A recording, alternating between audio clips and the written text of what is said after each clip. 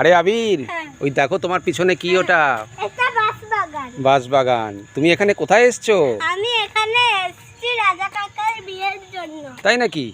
জানো এই যারা বর তাদেরকে কি বলে বাংলায়? হ্যাঁ জানি তো, পাত্র। পাত্র। তুমি নাকি পাত্র নিয়ে একটা কবিতা, চলো আমরা সামনে যেতে যেতে শুনি। ওই যে ওখানে ধান খেতে আছে, তুমি নাকি পাত্র নিয়ে একটা কবিতা শিখেছো। হ্যাঁ।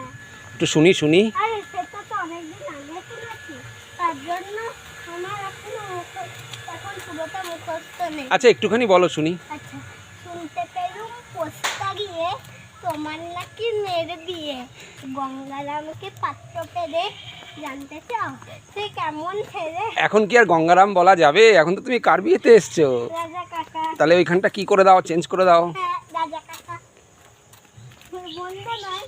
আচ্ছা আবার প্রথম থেকে বলি।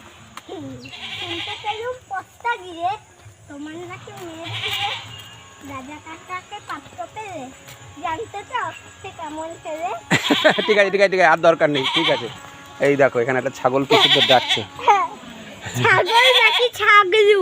এই দেখো এই যে ধান ক্ষেত, তুমি ধান দেখতে চেয়েছিলে, হ্যাঁ। এই যে তোমার সামনে। এই দেখো ওই যে সব পুরো ধান ক্ষেত। এই যে দেখো, এই যে ধান হয়ে রয়েছে। এই দেখো সামনে আসো, ওই দেখো ধান দেখছো? হ্যাঁ দেখছি। দাঁড়াও তোমাকে আমি দেখাচ্ছি সামনে। এই দেখো এই যে দেখো, এই যে এইটা হচ্ছে ধান, এগুলো হচ্ছে ধান, বুঝেছো?